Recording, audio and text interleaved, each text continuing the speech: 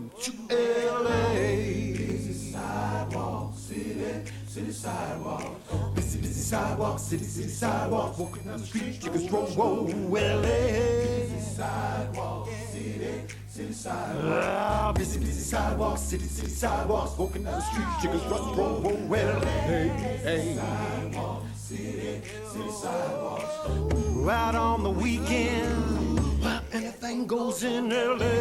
Busy sidewalk, city sidewalk. Busy sidewalk, city sidewalk. Walking down the street, chickens roll, LA. Sidewalk, city sidewalk. Busy sidewalk, city sidewalks. Walking down the street, chickens roll, LA.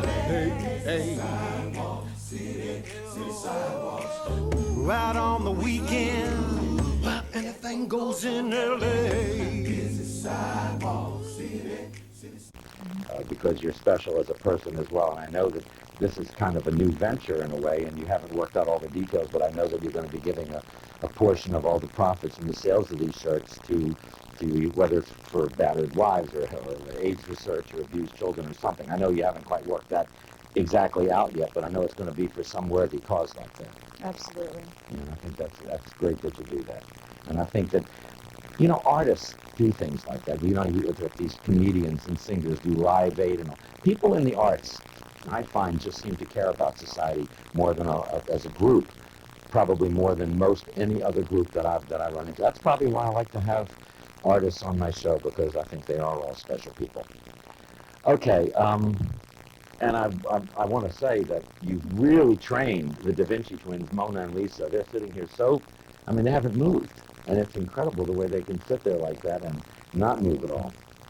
Okay? I thought that was going to be better. Obviously, the audience isn't as alive as I thought. But while I'm thinking about Mona Lisa, I want to talk about something else. You're not going to become the T-shirt queen. What I like about this is this is a picture. This is called, is actually the title Alan Mona? Alan Mona. Alan Mona is a painting. I'm going to hold it up in front of my face because this piece, the original painting of this, is on permanent display in Oregon, in Portland, at the OMSI Museum. Oh my God, do I have to go lower? That the OMSI Museum. What's that? What's that stand for? Oregon Museum of Science and Industry. Right. And this is in their lobby permanently. Now, what's the rationale or the inspiration behind Mona Lisa going to Albert? Well, I was so fond of Mona Lisa when I was over there and I got to see the original. I just found her funny and interesting, and I love Einstein. So my idea was to have sort of a makeup artist kind of thing, changing this person maybe into Albert Einstein. But what I thought was funny is when this piece was first seen in New York at the show at the Jacob Javits Center, the New York Art Expo, is there was a little New Yorker. He was so cute, kept coming by. He looked like a bagel. He was so fat. And he kept saying... He didn't have a hole in the middle, did he? No, but he kept looking at it, and he goes, well, maybe it's true. Al could have been Einstein. Yeah, it's true. And frankly, have you ever seen them together? No. See? So, I mean... Anyhow, so when you're in Oregon, in Portland, go to the Museum of Science and Industry and take a look at Alexi Allen's original work of art. And you're young to have an original work of art in a prominent museum like that, because that is a very prestigious and first-class museum. I congratulate you. Now, you didn't want one mannequin wearing a T-shirt. You have 3 women, or parts of 3, 2.5 women in this. Why don't you just paint one woman in bondage? Or I notice all of your paintings have the same woman repeated, right? Well, I like to show moods and emotions, like stills from, mirroring the images of catching that moment, fragment of eternity. I can show that. By using just one image, it's sort of one-dimensional, where I can take it and do 2s and 3s and so on and so forth with multiple images. I'm able to convey what a thought going through the mind. What is this person thinking? What are they doing? And, make people look at it and see a lot more depth. So it's kind of like freeze frame, like 3 different frames. Somebody, I forgot which artist it was, but one abstract artist once said that he didn't think that Norman Rockwell and people like that painted realistically at all. I think it was Yaakov Agam. And he said because as soon as they finish that painting, they've only captured a moment in time that's already passed. And in a way, yours doesn't do that. Yours shows that yours has almost a transformation in it. Very kinetic. That's great. That's very powerful. Well, even when someone has a different thought and you're going through a thinking process, I mean, it shows in their face, and it's fascinating. It's a study that I'm really into, of watching people. I get really involved with just observing, and that's what I like to capture in my art, because I think that's a special field where a lot of people, they don't have time, they don't observe, they don't, see what's really going on with someone until they start to really watch them. They can change moods from second to second.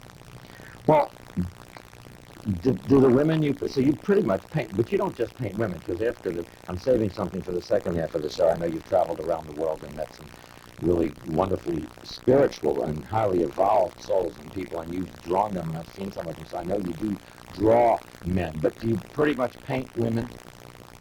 This is what I've been known for, doing my shows in various galleries and traveling around. Yeah. Like I say, trying to make an image for women. Now, are they out of your head? Like, was this a real person that do you get a model, or do you sit at a restaurant and look at somebody and say, boy, that's an interesting person, and then you go home and you kind of take a mental picture of her? I mean, you don't carry a camera around. I know a lot of artists that do that kind of thing. Well, a lot of my women are composite women, where it'll be lips from one woman, eyes from another, and this and that. But then also there are times when I might be, say, for example, in a restaurant, and I'll find someone who just fascinates me, the way they move, the way they look, and I can see the emotions running through their face, and I may sketch them. And that's an actual person, and I'll take that back, and then I will You mean sketch them while you're there? Oh, sure. Yeah, right. And then go back, and I'll be obsessed until I get the painting done. Because I feel like time's always slipping away from me, and I've got to create. I'm driven. It's a compulsion. Most of us, that's great. So kind of Toulouse-Lautrec type.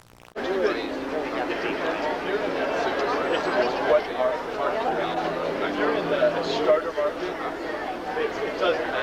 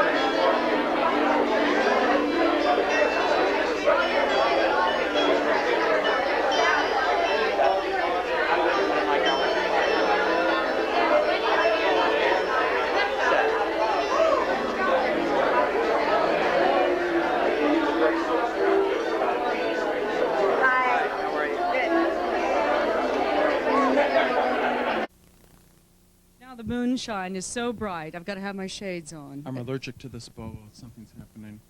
Well, the castle was wonderful, and the sign was great, wasn't it? It wasn't bad. I mean, for Hollywood, they really did a good job. But, DreamWorks are really after us now. Oh, I know what they're going to do. The mayor was even saying they're going to change the letters around so it says, aha.